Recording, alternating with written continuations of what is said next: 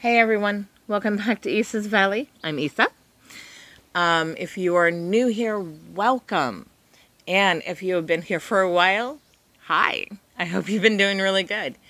So I'm going to be going through some things over the next little while. We're going to be talking about Seidr, which is very much a spirit kind of a practice, very energetic practice.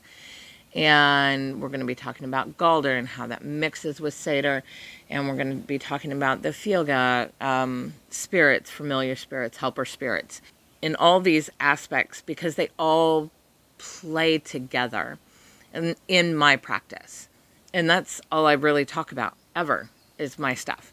You know, my practice, how I do things, what I do, how I see things, my perspectives.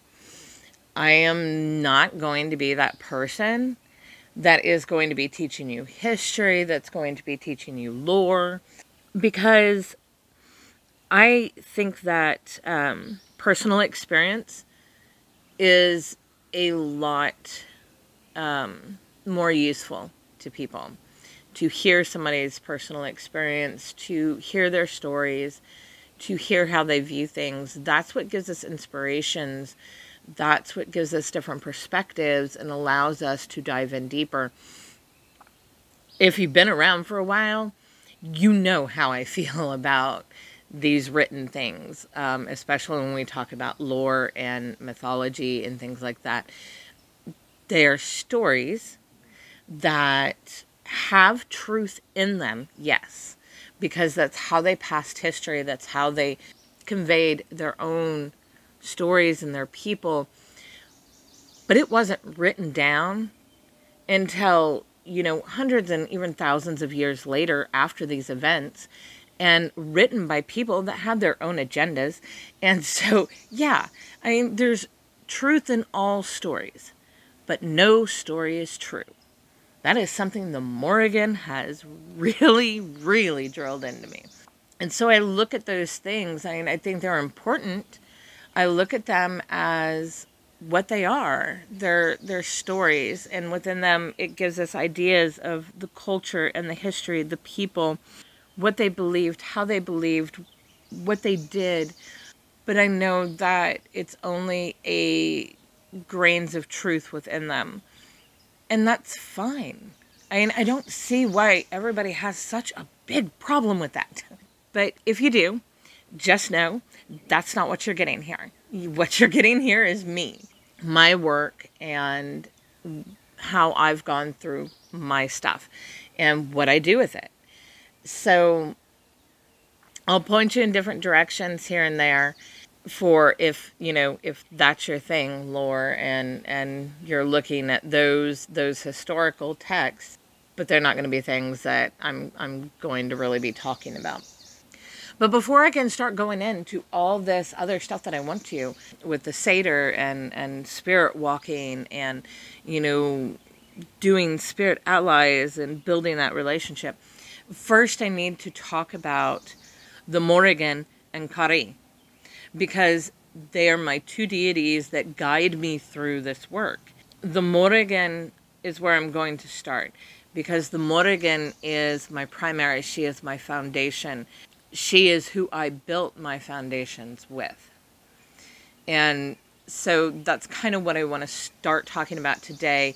If you've been here and followed me for a while, if you followed me on, you know, Facebook and my own blog and stuff, you've heard this stuff before. This isn't new. If you're new here, this is going to be new for you.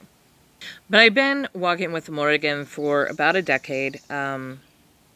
Before that, my practice was a lot more animistic by nature, especially when you talking about divine. It was more, you know, the divine was the web that we all sat on, and it connected all of us together. And I still have that view, yet I also incorporate, you know, the aspect that divine also has faces. Guides to help us through. And the Morrigan is one of my faces. And within her, she has many, many faces. She's a shapeshifter. she's going to show up however she needs to show up to get our attention and to get us to do the work, to get us to look at what we need to look at. Over the years, she has shapeshifted into many different things in order to get me to go and see something. The interesting part, though, because I am so energy tied in everything that I do, I'm very much an energy worker. And so I can feel her energy. And every energy is very distinct to me. And so her energy is always present. So I know she's there while this is happening. And for a while, that was kind of confusing. Because I was like, okay, is she just standing back and standing guard? Because it's kind of how it felt. But over the years, I kind of seen how that really plays out, that what I'm seeing is a projection of her in order to get me to look at something I wouldn't have normally. It's really interesting, and we may get into that at some point later on. But my work with the Morrigan has really been foundations. One of the very first things that I had to do with her was deconstruction. We are so conditioned in so many ways, and we don't even think about it. You know, I had for this longest time this idea of the karma scale based upon what everybody, you know, had talked about, even in Eastern traditions, the way that they talk about karma. And it's a lot different than Western by all stretch of the imagination. But there is still aspects of that I had in my head wrong. And so I had this very messed up way of looking at the karma scale, and I was living by this. And so that was like the first thing that I had to deconstruct. And it was hard. But once it was done, all these other deconstructions seemed to blare out at me.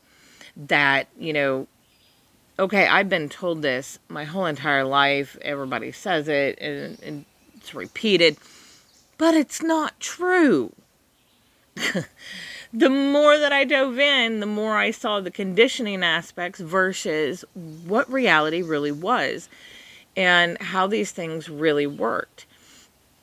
And so when building foundation, especially in my experience with the Morrigan, it was about deconstructing so much conditioning from society, from the cultures that we live in, the world we live in. And a lot of that is heavily dominated by Christianity because, to be honest, Christianity is woven so deeply into our society in so many ways. And that's, I'm not saying that, you know, that is a good or a bad thing. I think there are some aspects of it that are good, but in general, it's rules of control to control people. And that's kind of how I see it. So anyway, I had to go through all of this deconstruction. And the way that I like to look at it is you're tearing down to bone in this. You are tearing off all the layers. You're just to get down to the core. And through that process, you start to see who your real authentic self is. Then you have to go through a building process. So we've torn everything out. We have dug our hole really deep, and we have gotten rid of all the nasty and all the wrong. And then you got to build foundation. That's boundaries. That's rules for ourselves. And, you know, what is important to us? What is sacred? How do we treat that sacred? How do we treat ourselves as sacred? And how do we live in our authentic self? These are all the kinds of things that I went through with the Morrigan. This was my journey. And I'm a person that I've always lived in chaos, according to other people, because I'm always changing. I'm always moving. I'm always, you know, thinking of something new and exploring something new because I love to do that. It's always been a part of me. And a lot of that has to, I think, do also with the way that I grew up. We were always moving, you know, military brats. We do our thing. But at the same time, that worked really well. And so I can see why, for me, the Morrigan really is that core foundation for me. Because at her core, for me, she is transformation. That is what she is all about, is, you know, that whole aspect of transformation where we're tearing something down in order to rebuild something completely new. It's that death and the well and then a rebirthing. And that has a lot to do with my magic. It has a lot to do with my practices and how I live my life. I am always in a state of transformation. I'm always in a state of flux. It's why I always talk about living in the liminal, because I do. I live in those in-between spaces. I think part of that has to do with what my natural talents are when it comes to spirituality and magic. But it also has to do with a lot of the work that I do with her. So all of this is just giving you a super quick high overview of what that relationship looks like with her, how that has developed and how it's moved through the years. I do not call myself a priestess. She calls me seneschal. Language matters to me. And when we talk language, especially now, a lot of words that we use get used in very light ways, in my opinion. You have a lot of people that just claim priestess and they see it as a title of significance. They see it as a title of authority and higher, which it is, but I don't see a lot of the responsibility. They don't really talk about a lot of the responsibility that goes along with that I've heard. And for me, that role is all about responsibilities. It's a job. It's, you know, we have responsibilities to the deity that we're serving. We have responsibilities to the community that we are serving. I think that is really one of the differences between talking about priestess versus somebody that is devoted. Devotion has nothing to do with community. Priestess, I think, has a lot to do with community. I don't really think you take on that title without taking on the community responsibilities that come with it. And so because of the convolution of the word and how it's kind of been diluted down into different preconceptions of what that is, I choose to stick with seneschal. It's what the Morrigan calls me anyway. And it really kind of denotes the responsibility aspect that I have. My responsibility to her, the responsibility to myself, and the responsibility to the community that I participate in and the people that I mentor and help and that, you know, just surround me and listen to the things that I say. All of you are my community. And so I have responsibilities there. And so that's just a quick offshoot of that. But just to, you know, kind of help you see where I'm coming from and what my perspective of this is. The way that we interact with Morrigan, the role that she plays in our life, the role that she plays in our growth, that is always going to be very dependent on what our role is and what we are meant to do. I am never going to be her warrior in the way of being on the front lines and, you know, doing the whole, you know, physical warrior thing. That's not my role. And so my lessons and my journey is going to look much different than theirs. My roles with the Morrigan really have to do with spirituality, building foundations, transformation work, healing, but not healing in the physical sense. It heals the physical sense, but it's much more healing the spiritual and the mind. But my biggest roles with her are in the spirit realm. It's that connection. It's walking that liminal all the time. One foot in this world, one foot in the other world. Being her oracle, being a voice. And I'm not the only one. There are lots of us out there. I'm just one. And I do it from the perspectives that she gives me. And I work in the ways that she tells me. It's not a bow down to her. You know, it is a partnership between us. There's exchange back and forth between us. And I think that's the way that I think these relationships with deity should be. Other people may disagree. That's fine. You know, you have your own ways of looking and thinking about it. These are mine. But it's very much a partnership.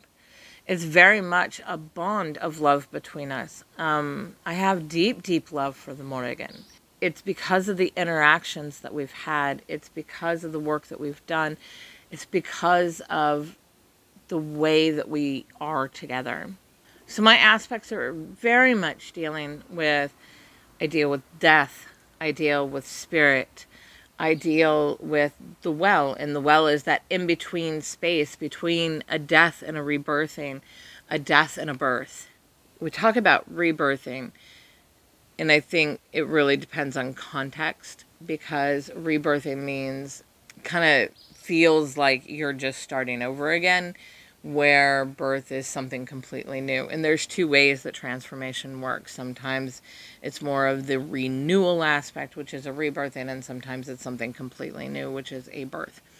That's how I differentiate them, but I don't always do it in my language. I've gone through a lot of lessons with Morrigan. Most everybody can agree on three aspects of her: her sovereignty, her battle, and her prophecy. How we see those and the lessons within those with her are going to be very specific to us, where we are going, what our talents are, and what our path that she wants for us to look like. And so I dive into all these aspects often, especially in my writing. But her way of sovereignty, the things that she has taught me, it's different than I hear other people talk about. I hear a lot about self-sovereignty, which is good. We need self-sovereignty. But understanding what that means. Because sovereignty isn't a right to rule.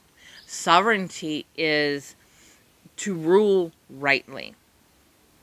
That's how I see it. That's how she has taught me. It's the responsibilities that come with that. It's a way of moving within the world and our actions within the world, and how they're serving that sovereignty, because it's not just us. We're not just here by ourselves. So it gets really complex when we talk about sovereignty, because it's sovereignty of self, but it's also sovereignty of land. It's sovereignty of spirit. It's sovereignty of people. It's sovereignty of what we inhabit together. A lot of that comes into play. They're not just completely separate parts, at least for me. And so I'm always taking that into consideration. Her battle, you know, it starts with guardianship. In sovereignty, you set your rules, you set your boundaries, you do all these things that lay your foundation. And in battle, the first aspect is guardianship. And guardianship is how to guard and why to guard the things that are important to us, which is foundation. So we're guarding foundation. We're guarding those things in foundation. You know, our sacred is in foundation. We have all those pieces. Our boundaries are set to help in guardianship. So you've got those aspects. And then there's battle. Battle is conflict between two conflicting sides. Two opposing sides are in conflict, and a lot of time that is more within us than without us. It's more our inner self that we have more battles than we do our outer self.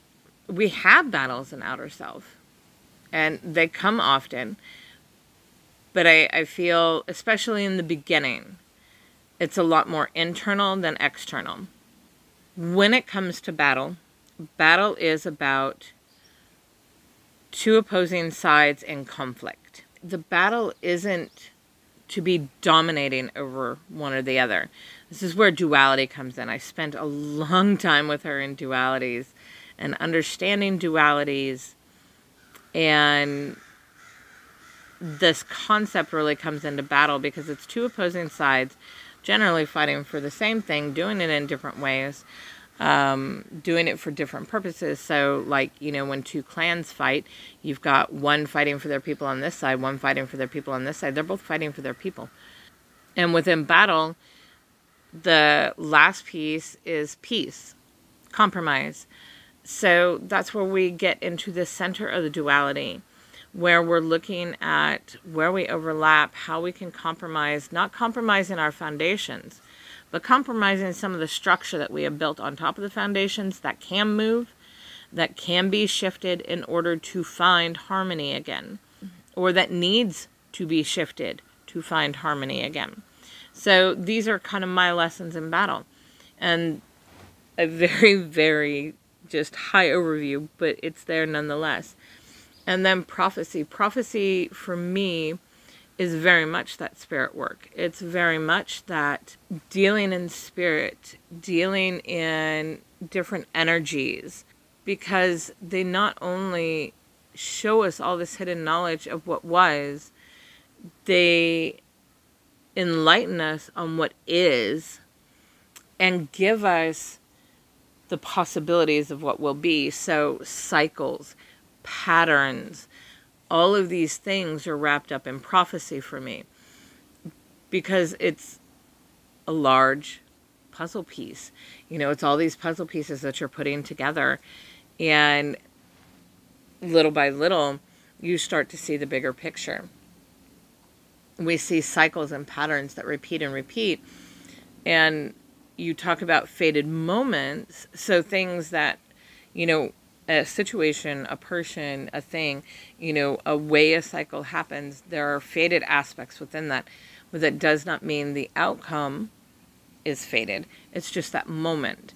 The outcome depends on the actions and the things we do within that fated moment. That's how we change and can alter, and that's why future is always about possibilities, because they'll show you that if you continue on this pattern and you do these things, this is what the outcome will be.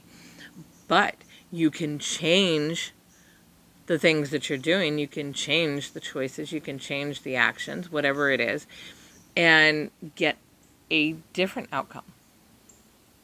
And so that's why it's always really interesting when I read for other people, letting them know its potential outcome, because they have to do all these things that it's saying, and then you could get to that outcome. But if you don't do these things, then that potential is going to change, maybe slightly, maybe completely.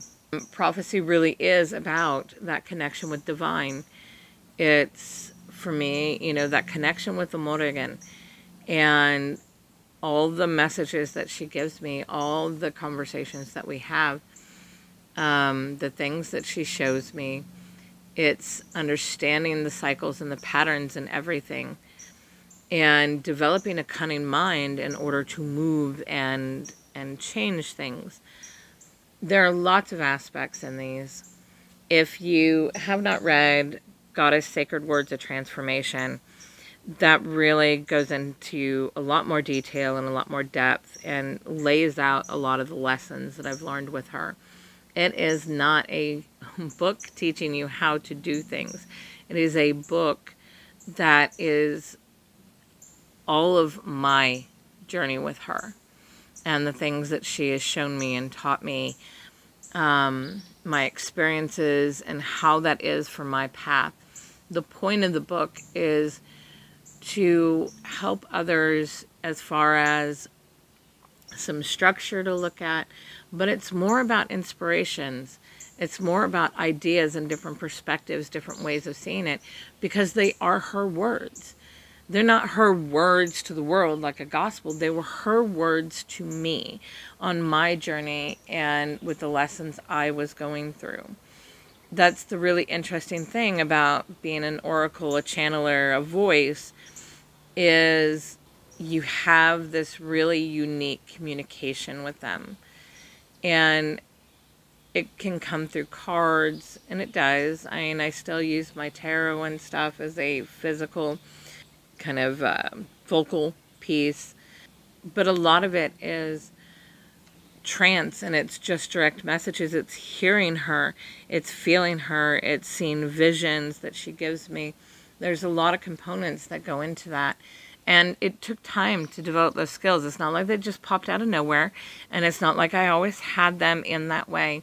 I had them in a very surface level way, and she has taught me how to really develop and hone those so I could hear her as if I'm talking to somebody, and as I can see her visions that she's giving, and we can have conversation through the cards, but the cards are kind of a focal, and then, you know, you have the conversation also going on the side.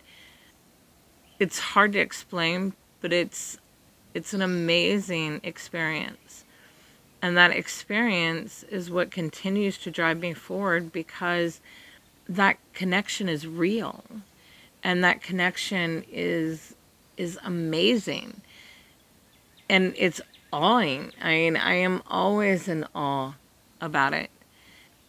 I'll be honest, I have a lot of science brain in me. I have a lot of that, you know, theory and testing theory and experimenting and all that. And so in the beginning, when I started those conversations in tarot, and then we moved into trance and channeling and that type of work, I had to put in a lot of checks for myself. So I would ask the same question for several days to make sure that I was getting the same answer.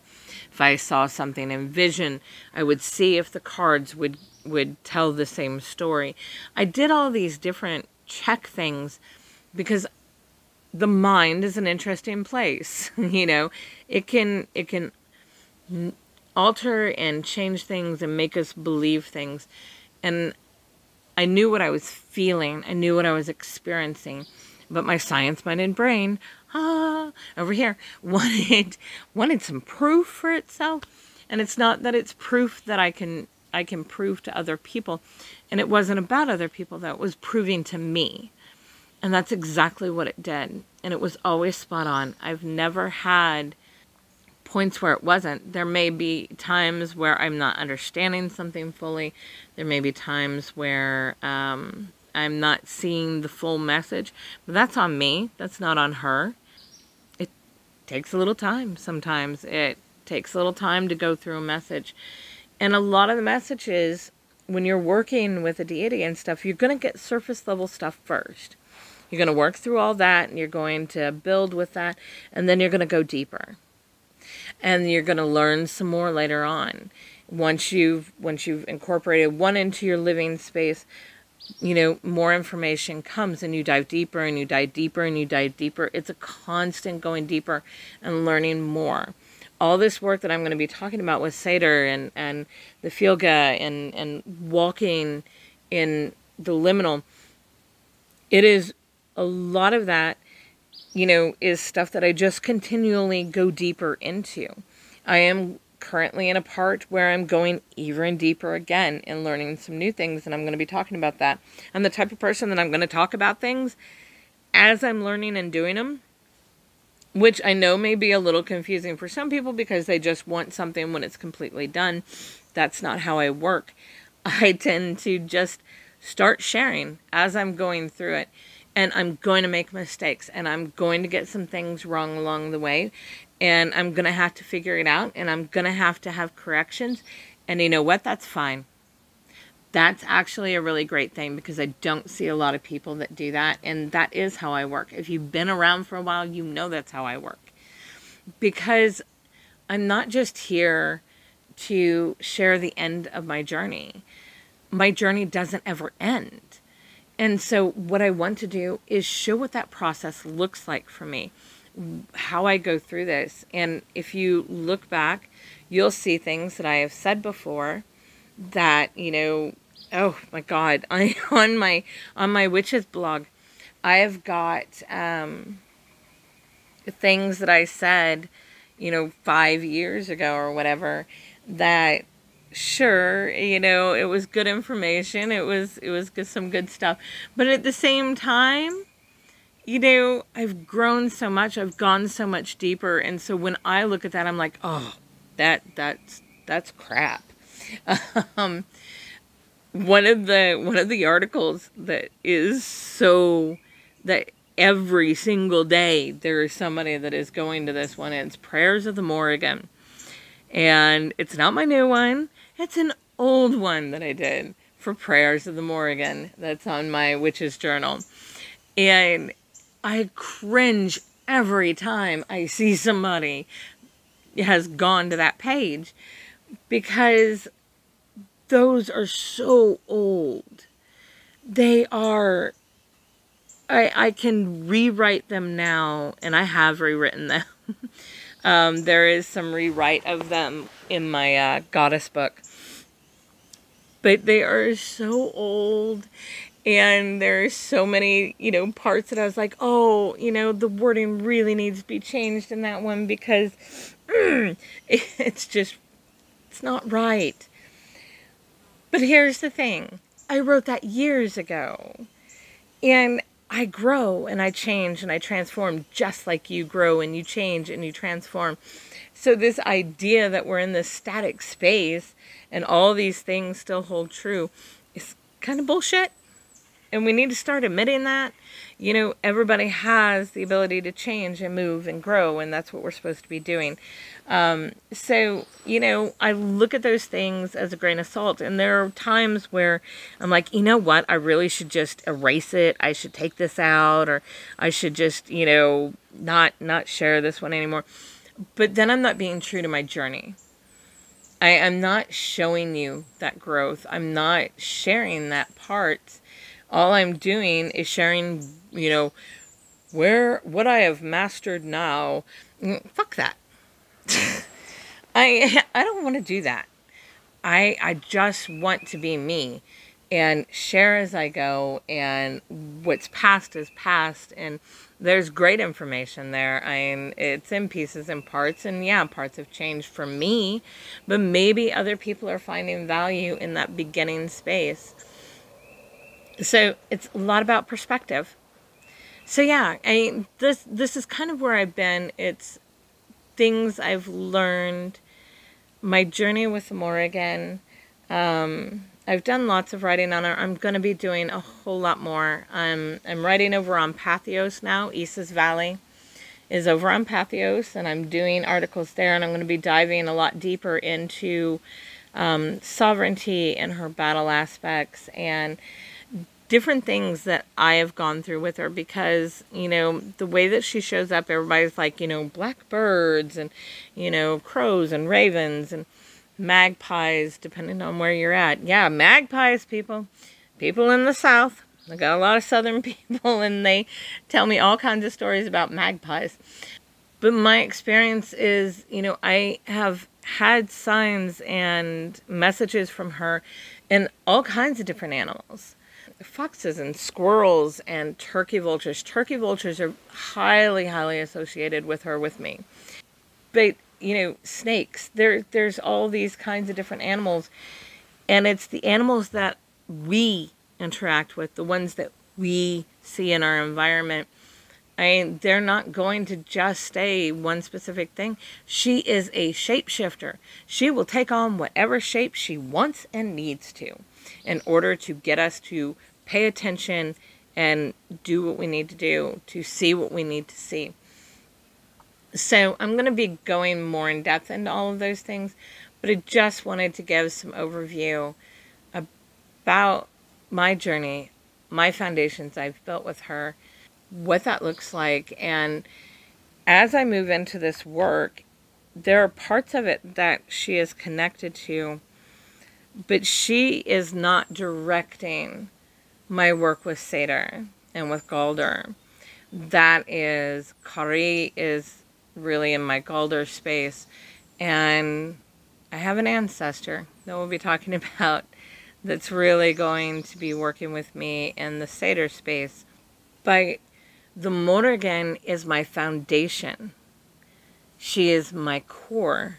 She is who I built all those things with. So no matter what I do, no matter what practices I look at, no matter what other elements I move into or let go of, the Morrigan is always going to be my core.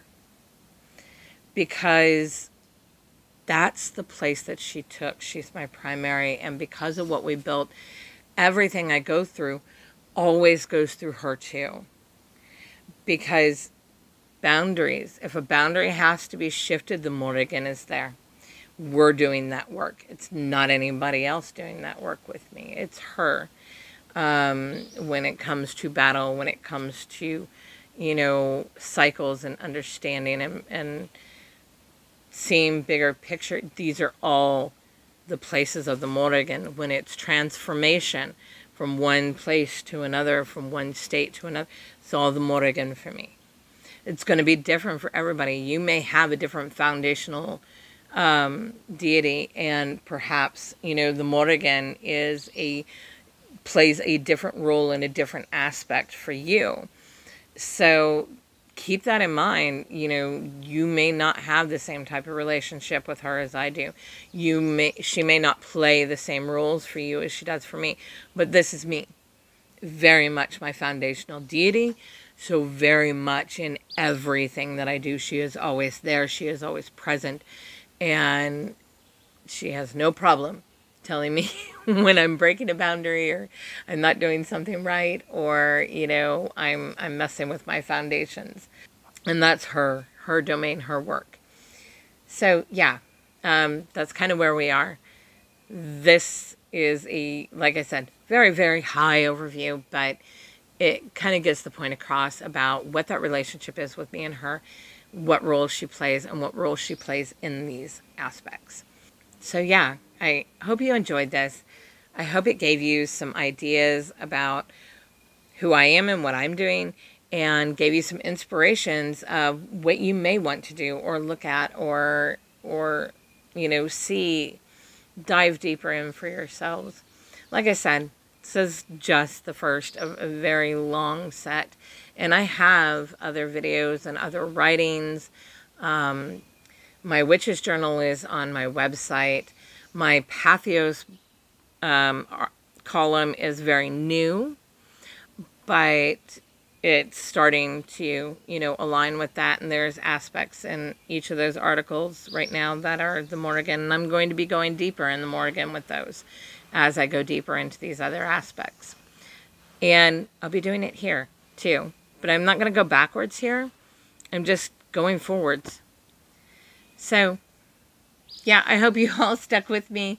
I hope you enjoyed this. I would love to hear your comments, your experiences, your perspectives. You know, are you connected with the Morrigan? Are you just connecting with her? What roles does she play for you?